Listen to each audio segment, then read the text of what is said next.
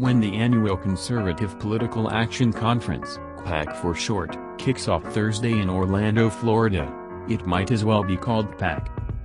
That's because this year, it is all about Trump. The former president will headline the event with a Sunday afternoon keynote address, his first speech since leaving office last month.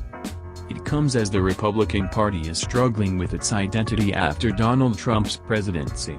And yet Cpac, the largest gathering of conservative activists in the U.S., will still very much be a pro-Trump event. The conference, organized and sponsored by the American Conservative Union, will even keep alive Trump's false claims of election fraud with several panels on the topic with names like other culprits, why judges and media refuse to look at the evidence, the left pulled the strings, covered it up, and even admits it, and failed states, PA, GA, and V, oh my. Biden's agenda to come into sharper focus, even as Trump plots his comeback. Politics. Biden's agenda to come into sharper focus, even as Trump plots his comeback. The Republican rift goes far deeper than just Trump and McConnell. Politics. The Republican rift goes far deeper than just Trump and McConnell. We're going to spend a lot of time looking at what happened in these states, Matt Schlapp, chairman of the ACU, said on CNN this week. Schlapp claimed to have proof of widespread voter fraud in the last election, yet presented none on air. He went on to say that Joe Biden is my president and that he won the election, but then pivoted, raising suspicion, that doesn't mean that there wasn't voter fraud and voter irregularity in the last election. Schlapp, a lobbyist and husband of Mercedes Schlapp, who worked in the Trump White House, is walking the same line other Republicans have been, between the truth and conspiracies that are popular with Trump and his base. Cpac didn't used to be so MAGA. In fact, Trump snubbed the conference in 2016 after a dispute over speech ground rules and wanting him to answer questions at the event. 5 years later, though, the political world, as well as the grassroots conservative movement, has changed substantially. And, now, at this annual cattle call, there's no penning Trump in. Trump put the 2024 field on ice, and he likes it that way. In his speech, Trump is expected to draw distinctions with President Biden, particularly when it comes to immigration, which was an animating issue for the GOP base during Trump's political tenure.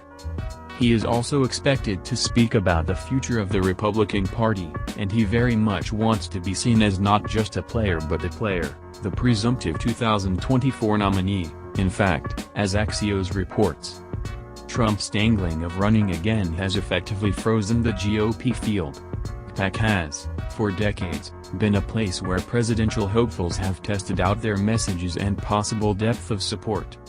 A handful of would-be presidential hopefuls will be on hand this year, including Florida Gov.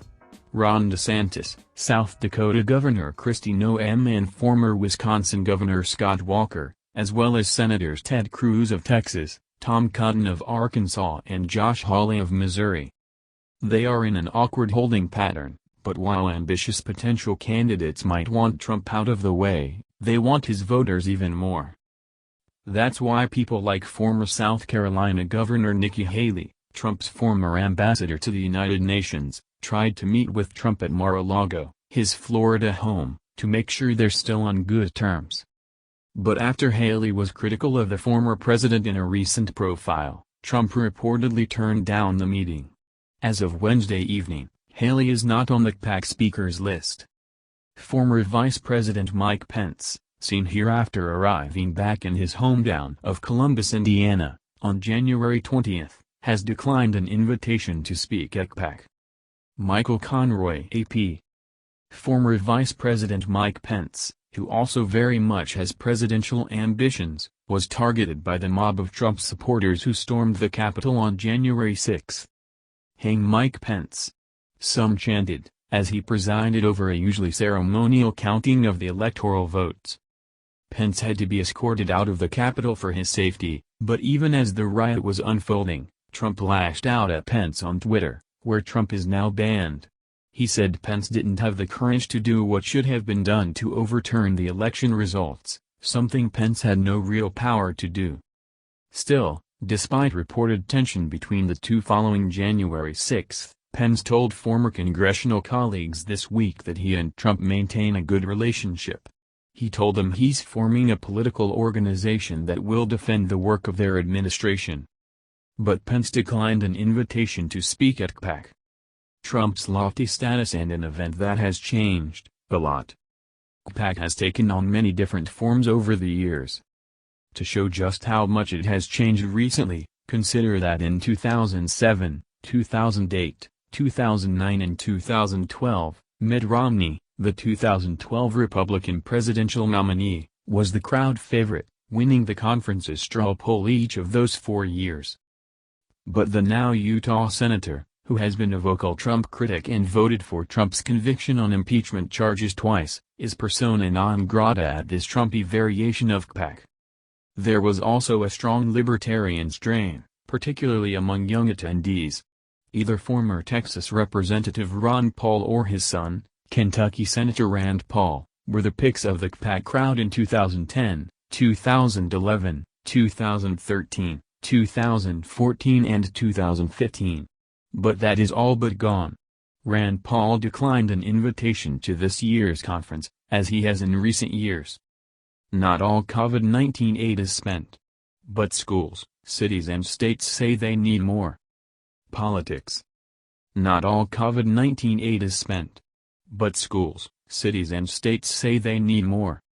House to vote on Equality Act, here's what the law would do. Politics. House to vote on Equality Act, here's what the law would do. That Trump retains in this lofty perch within the Republican Party is somewhat remarkable. When he came into office, the party controlled all the levers of power in Washington, the House, the Senate and, with his election, the White House. Now, it controls none.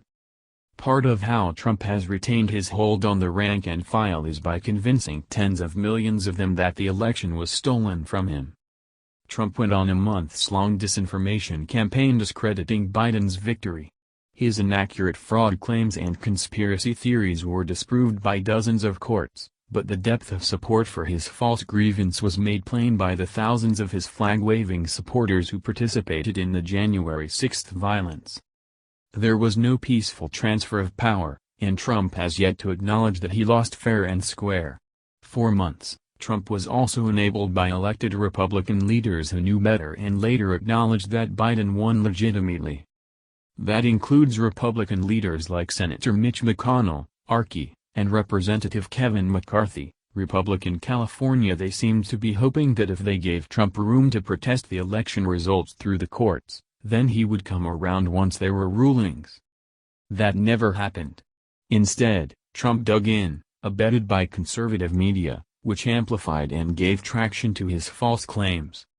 After January 6, McConnell publicly rebuked Trump, blaming him for the riot. That landed McConnell in a very public feud with the most popular person in his party. McCarthy, who has done head-snapping reversals over the years when it comes to Trump, first went McConnell's path, saying Trump bears responsibility for the Capitol violence. But he quickly reversed course, making up with Trump in a fence-mending trip to Mar-a-Lago. On Wednesday, McCarthy was asked if he believes Trump should be speaking at Cpac. Yes, he should, McCarthy said during a news conference on Capitol Hill. Wyoming Representative Liz Cheney, who is in House GOP leadership but voted for Trump's impeachment, was then asked for her view. That's up to Cpac, Cheney said. I've been clear in my views about President Trump and the extent to which, following January 6, I don't think he should be playing a role in the future of the party or the country. On that high note, thank you all very much, McCarthy said to Laughs, as he walked off.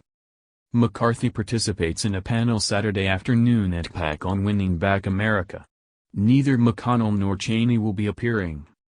Cpac has also shown a willingness to exclude not just those who don't line up with Trump but also some with odious and controversial views. It's ironic, considering this year's Cpac theme is American Uncancelled, but after a left-leaning watchdog group found that one listed speaker had made anti-Semitic comments, he was disinvited.